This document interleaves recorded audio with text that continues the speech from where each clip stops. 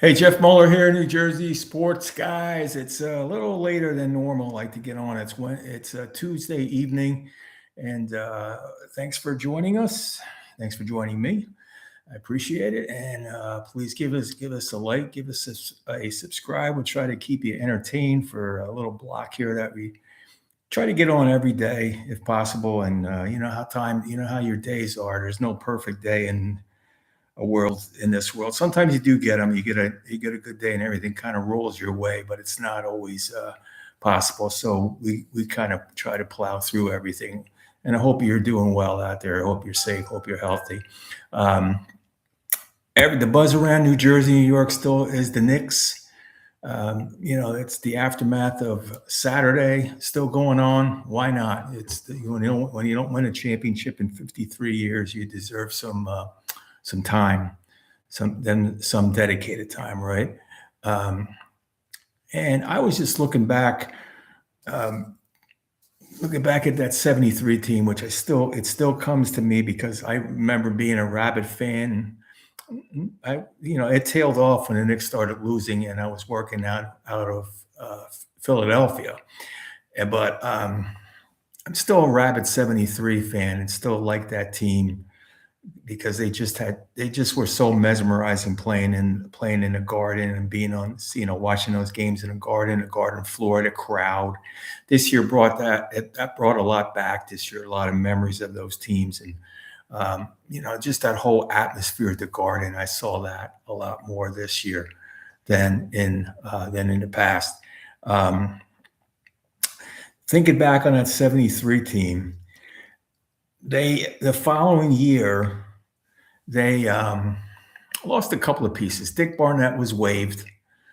He was up in age. Earl Monroe was there. Barnett was in a reserve role. They had Dean Meminger. Henry Bibby was coming on board. So the guards were kind of stacked against Barnett. Um, and also they traded Eddie Mast. How many of you remember Eddie Mast? Eddie Mast, the Temple guy, and he led Temple to the '69 NIT championship along with John Baum. Remember John Baum played with the Nets? Um, they both led the Temple to that NIT championship, and Eddie was traded to the Hawks. Meminger would be involved in the New Orleans Jazz expansion draft. He got picked by the Jazz and was sent off to New Orleans after the season. But that '73 team, Willis didn't play much. This was the downfall of Willis because Willis started getting the injuries and he would eventually retire soon after the next season. But this was when Willis started incurring the injuries, and he lost a lot there. But if Willis would have stayed healthy, I think the Knicks could have won probably the next season. But they ran into a very hot Boston Celtics team with John Havlicek and Dave Cowens, and that was in the Eastern Conference Finals. Boston beat them in 5. Okay, and Havlicek just went off. He averaged nearly 30 points a game. Dave Cowens was a force down low, and this was when the Knicks were really playing with John Gianelli and Jerry Lucas down low instead of Willis. Willis got some limited time in that series. The Knicks were down 2-0 in that series. They came back. Clyde had 38 in game 3. They pulled it out in the Garden, but then the Knicks dropped the next 2. And this was going to be the transformation. How many of you remember Jesse Dark? Jesse Dark, right? Mel Davis came on board from St. John's. So, but pretty much the top 4 were still there. It was Earl Monroe, Frazier, DeBusschere, and Bradley. But this would be DeBusschere's last year. Played 12 seasons.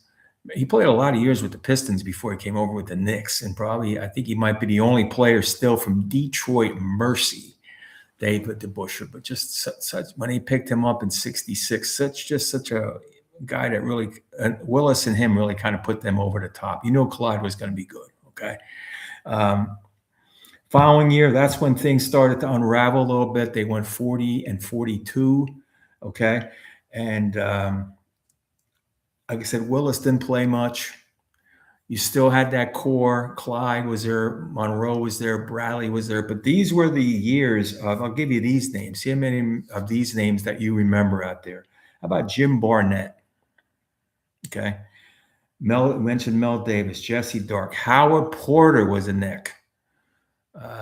Didn't play that much, but he was a Knick. And this was the year of Neil Walk. Remember Neil Walk, the ex-Phoenix Sun? He was in the middle for the Knicks. Henry Bibby, of course, I mentioned. So this was going to be this type of transition year, okay? Clyde was going to be gone soon. Bradley would be gone soon. And they had the whole turnover. Monroe would be gone soon. But the Knicks the following year, they ran into that hot Celtics team. And like I said, John Havlicek, Dave Cowens were just too much to handle, and they lost in 5. What about this Knicks team? Can they repeat? A lot of people are saying the Knicks can repeat. The whole key for the Knicks to repeat is going to be their bench. This was the whole key. From Thibodeau to the current coach, okay, Mike Brown. It was about the bench, okay? He played the bench. Thibodeau relied on the starters. He went with the starters, and he just let the starters get out there and run around and, log all those minutes. The Knicks have everybody is under contract. The first 5 are under contract. Where was my notes here? The big thing will be the bench, okay, for the Knicks. So the guys who they have to worry about, Alvarado has a $4.5 million option. They can pick that up. Mitchell Robinson, Landry Shamet, Jordan Clarkson, okay. Do you bring those guys back? They have McBride. He's under contract. Like I said, the first 5 are there. And so it's going to be whether or not they want to try to bring those guys back. It'll be Mitchell Robinson, who had a great playoff series. He really did. And he made those big plays in the final game over Wemby. He got the tip in. He got the big rebound. He was taking care of Wemby. He started to make his free throws. Mitchell Robinson was making his free throws, okay? So the Knicks are going to be faced with that. What do they do? The draft's coming up. I'm sure they got their eyes on somebody out there. I believe they're picking 24. So that's going to be the big thing with the Knicks. They don't have – it's not a total rebuild, okay? But you have to think about how are we going to – they have a little leeway as far as money. It's going to be some creative financing here, okay, in the Knicks front office to try to bring these 3 guys back. Because Shaman could go out and get a big payday. Robinson, I think, could go out and get a big payday from somebody. A lot of teams are looking for big men, including Oklahoma City. I don't know if Oklahoma City will consider Robinson their main man in the pivot, but I think Robinson and Shaman, they'll get a lot of looks from teams. They're valuable pieces coming off the bench. They proved that. Shaman maybe could step into a starting role depending on who the team is. Okay, so the Knicks are going to be faced with that. They're still going to enjoy the moment. And still enjoy the moment. Like I said, they're lucky that they have the first 5 under contract. McBride's under contract. That's going to help. But I got to worry about these pieces. Let me get back to Eddie Mast. Okay, Eddie Mast, like I said, was a Temple legend. He was more of a Lehigh Valley legend. Anybody who out there listening who grew up in the Lehigh Valley and living in Easton knows who Eddie Mast is, because Eddie Mast would hang out around Lafayette and play pickup basketball. His son, Derek, was a great athlete, went to Notre Dame and Green Pond, my alma mater in Easton, Bethlehem Township, I guess, if you want to really get specific.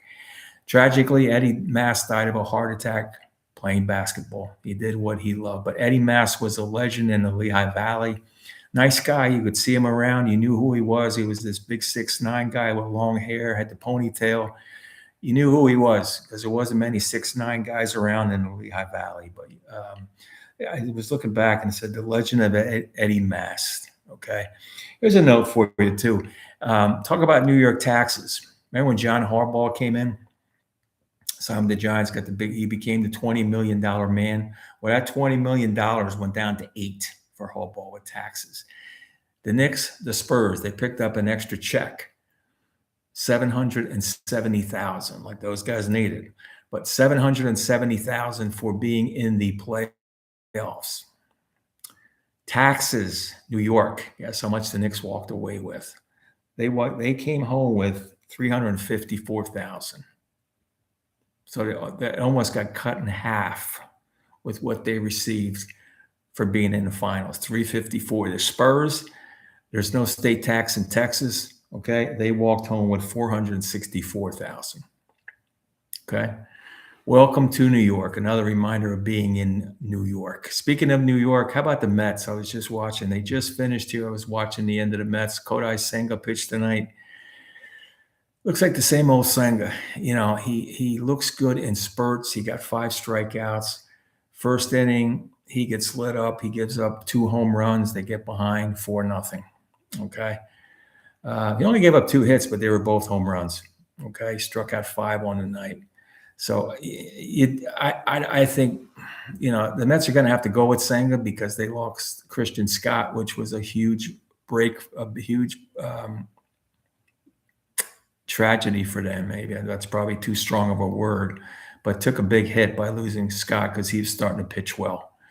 But Senga, you have to watch. He's going to get the looks. He's going to get the ball the rest of the season because there really isn't anybody there left. So, but it'll be interesting to see what Senga does, if he can bounce back from this, see if he has anything left in the tank. Yankees just keep rolling along. Paul Goldschmidt, 300 hitter this season, okay? And they're winning despite having Ryan McMahon and Volpe in the lineup, who are both hitting right around the Mendoza line, right around 200. They're like 200 to 210 in that range. So they're winning despite that, and they're winning despite Aaron Judge. And I think the Knicks, this whole overshadowing of the Knicks around the New York teams really kind of took the spotlight off the Yankees for a while. Not a spotlight to go back on them. But listen, they're winning without Aaron Judge. And there's no, you know, you don't hear a lot of talk about the Yankees and what are they going to do without Aaron Judge. They're getting it done. Garrett Cole had a good outing tonight. They beat up on the White Sox.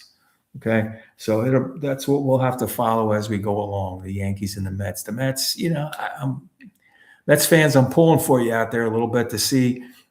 I like the young players, but they just do not have enough. And Juan Soto, you know, keeps coming up in these big situations. I saw him. He came up tonight in a big situation, 2 guys on. Mets are still in the game. They scored a run. He walks. Okay. Yeah, you can draw your walks, but where's the big hit? Okay. Soto's the guy who will hit the 3-run homer when they're losing 8-0 or they're winning 8-0. Hasn't had the clutch hits. Finally, pop culture. Okay. How many of you remember the Green Hornet? Talk about getting overshadowed. The Green Hornet got overshadowed by Batman in 66, but I'll watch it on YouTube. Mention YouTube here. Once in a while, there's a lot of clips of the old show on YouTube, and it wasn't a bad show. It was, you know, they tried to, ABC tried to double bill it with Batman as another crime show. In fact, the Green Hornet and Kato, they were on an episode of Batman trying to build their ratings, but it just didn't fly. It's unfortunate. And one note about that, I used to looked up and follow a lot of stuff with Bruce Lee. Okay.